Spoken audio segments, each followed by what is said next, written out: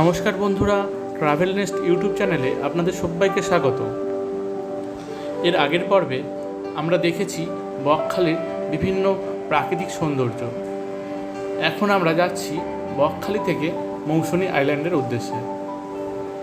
ঘড়িতে এখন সময় সকাল 8টা। আমরা আছি 10 মাইল বাজারে।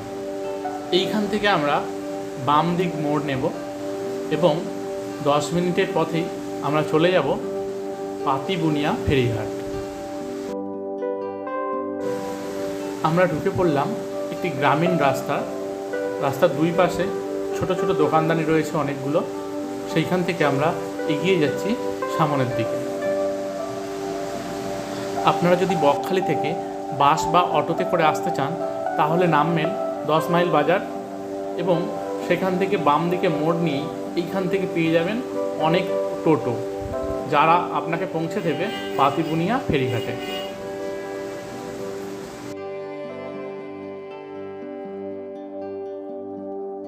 মিনিট 6 মধ্যেই আমরা পৌঁছে গেলাম পাতিবুনিয়া ফেরিঘাটে।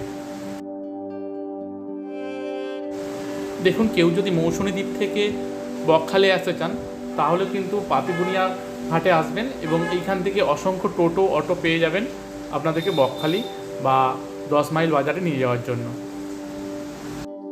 এই হচ্ছে পাতিবুনিয়া ফেরিঘাট।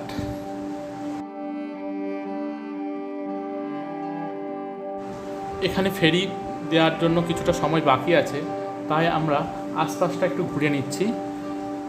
এই ফেরিঘাট থেকেই কিন্তু আমরা ওই পারে যাব মৌসুনী আইল্যান্ডে।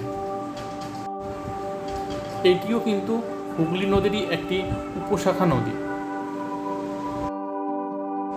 দেখুন, নদীর পাড়ে জেলেরা মাছ শুকনো করতে দিয়েছে এবং কেমন অপরিষ্কার অপরিচ্ছন্ন জায়গায় এই মাছগুলিকে শুকনো করছে। এগুলি কিন্তু আবার পরবর্তীকালে বাজারে বিক্রি হবে, তাই যারা শুকনো মাছ খান একটু ভেবেচিন্তে খাবেন।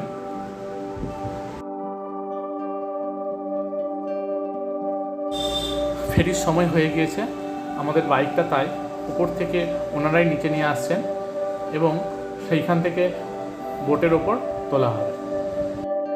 মৌসুনী আইল্যান্ড যাওয়ার জন্য নামখানা থেকে আরও 2টি ফেরিঘাট আছে, আপনারা চাইলে সেইগুলো ব্যবহার করতে পারেন। যদি কলকাতা থেকে আসেন তাহলে কিন্তু হুজ্জুতের খেয়াঘাট ধরে যদি আপনারা আসেন তো আপনাদের বেশি সুবিধা হবে। এছাড়াও শাসমল ফেরিঘাটও কিন্তু আছে।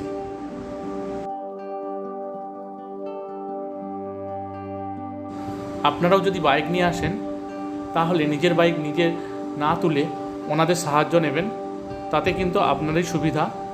কারণ এনারা প্রতিদিনই অসংখ্য বাইক এখান থেকে ওঠানো নামানো করেন, তাই ওনাদের এক্সপিরিয়েন্স কিন্তু আমাদের থেকে অনেক বেশি।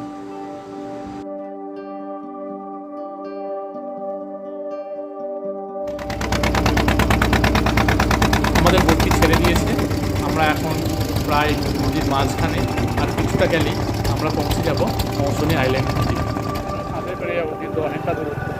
দেখুন, আমরা চলে এসেছি মৌসুনী আইল্যান্ডে এবং এইখান থেকে আমরা সোজা চলে যাব সমুদ্রের ধারে।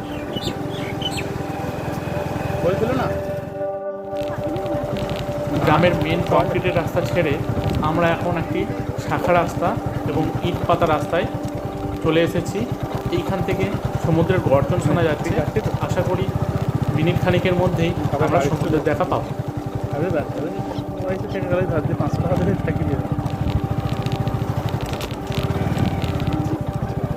না, ওইখানটাতে উঠতে হবে না।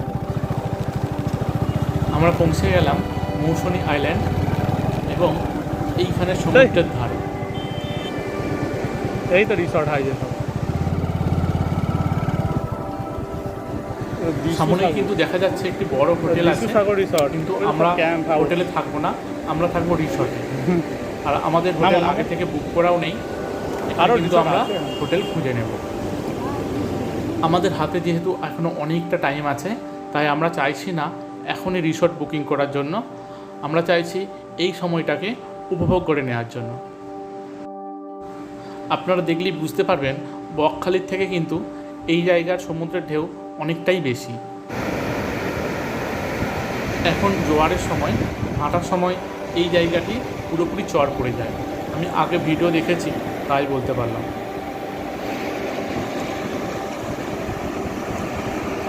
গুলন জল। বেশ কয়েকদিন আগে যে ঝড়টি হয়ে গেল, সেই ঝড়ে কিন্তু অনেকগুলি রিসোর্টের এখানে ক্ষতিগ্রস্ত হয়েছে, তারই ছবি কিন্তু এখানে ফুটে উঠেছে। তো বন্ধুরা, এই ব্লগটি আমরা এখানেই শেষ করছি।